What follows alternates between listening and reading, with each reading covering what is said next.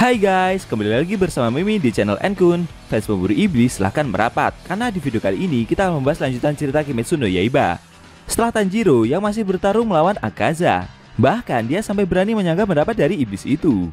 Lebih tepatnya kita akan mereview manga Kimetsu no Yaiba chapter 149 yang bersumber dari website manga kita, Mangaku atau Komiku. Buat kalian yang belum lihat review chapter sebelumnya, bisa klik link di deskripsi, atau bisa juga klik link di pojok kanan atas video ini ya. Dan buat kamu yang cuma ngikutin animenya atau tidak mau kena spoiler, Enkun sarankan mending stop videonya aja dari sekarang. Nah, di chapter 149 ini pertempuran Tanjiro melawan Akaza berlanjut.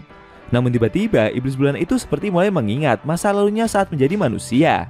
Penasaran? Oke, langsung aja kita bahas. Let's go!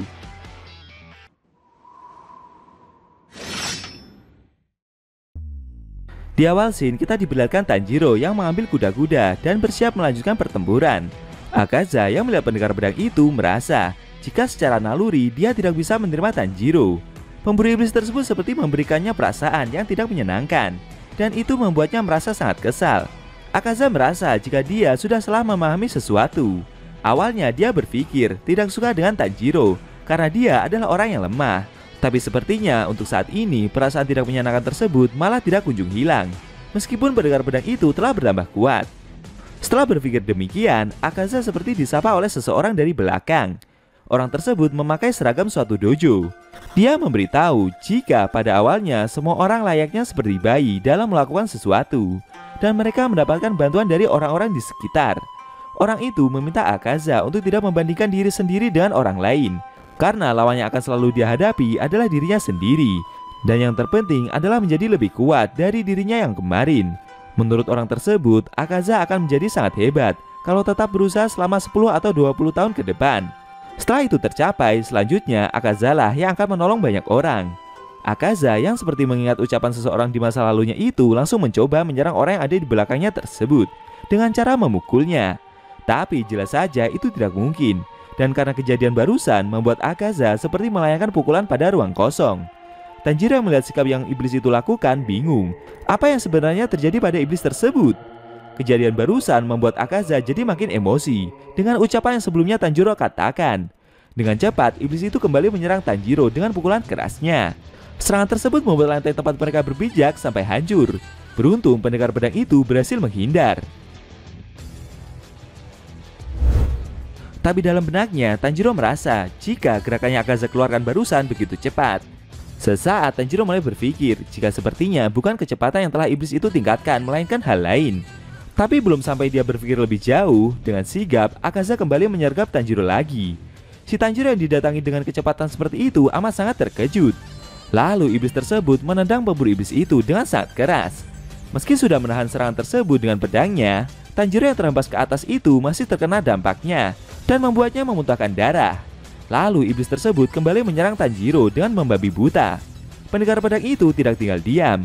Sambil terus menghindari serangan yang Akaza lancarkan, Tanjiro berpikir walau dia bisa menebak gerakan dan menangkis serangan yang iblis itu lancarkan, sayangnya Akaza masih terlalu kuat dan membuat Tanjiro tidak bisa menghindari serangan yang iblis tersebut lancarkan, apalagi dengan kondisi tanpa terluka.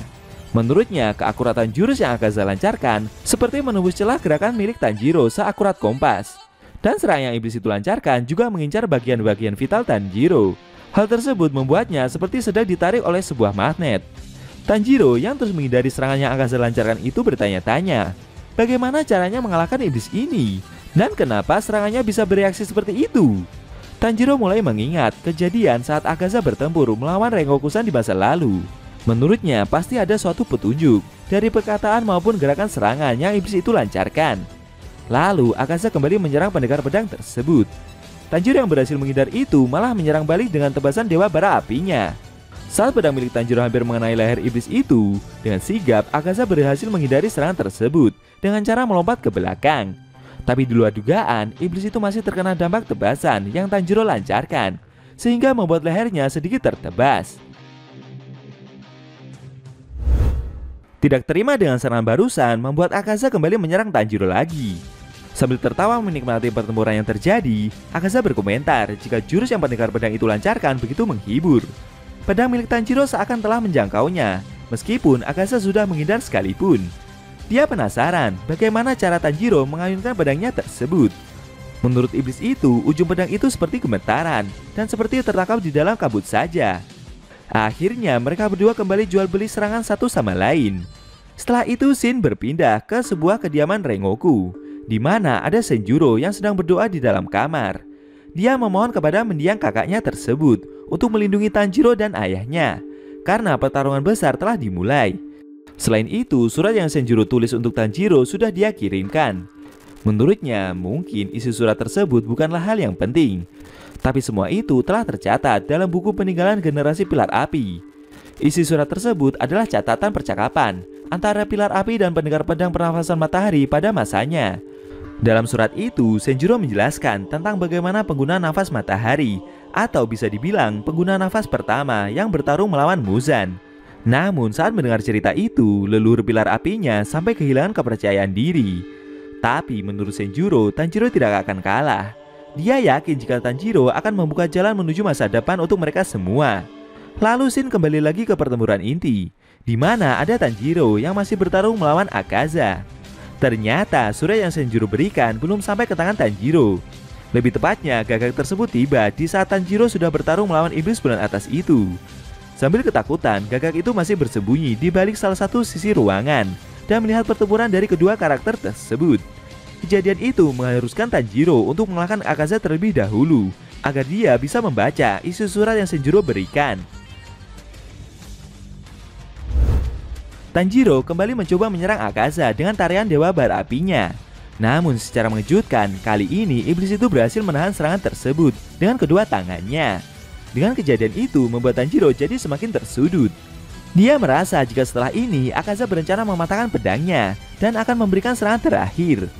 Melihat kondisi tersebut membuat Tanjiro melakukan hal nekat dan menyundul kepala iblis itu dengan sangat keras. Serangan tersebut membuat kepala dari Akaza sampai berdarah. Tapi meski sudah terluka seperti itu, jelas saja Akaza masih mampu bertahan. Tanjiro masih mencoba menarik pedangnya tanpa henti. Dia tidak kehabisan akal. Dengan sigap, Tanjiro kembali menyerang iblis itu lagi. Kali ini dengan cara menendang dagunya. Namun sayangnya serangan tersebut masih belum dapat membuat Akaza melepaskan pedangnya. Tanjiro bingung harus melakukan hal apa agar iblis itu mau melepaskan pedangnya tersebut. Akan tetapi secara mengejutkan tangan Akaza tiba-tiba terpotong dan tertebas oleh sesuatu. Hal itu membuat Tanjiro akhirnya berhasil melepaskan diri dari iblis bulan atas itu dan membuatnya terjatuh. Ternyata yang barusan menebas tangan Akaza adalah Gyu. Tanjiro merasa bersyukur jika Tomioka-san masih selamat. Secara mengejutkan, pilar air itu masih mampu untuk bertahan. Padahal dia telah menerima serangan telak yang Akaza lancarkan sebelumnya. Sambil mengambil kuda-kuda dan bersiap melanjutkan pertarungan, pilar air itu berkata jika dengan kejadian barusan telah membuatnya marah. Dia merasa ada yang sakit yang membakar punggungnya. Menurut Gyu, usaha dari Akaza tadi telah membuahkan hasil, karena iblis itu telah melemparkannya sangat jauh dari lokasi pertempuran. Apa yang akan terjadi selanjutnya? Apakah Gyu akan ganti membalikan keadaan dan mengalahkan iblis bulan atas peringkat 3 itu? Sayang sekali scene cerita manga Kimetsu no Yaiba chapter 149 telah berakhir.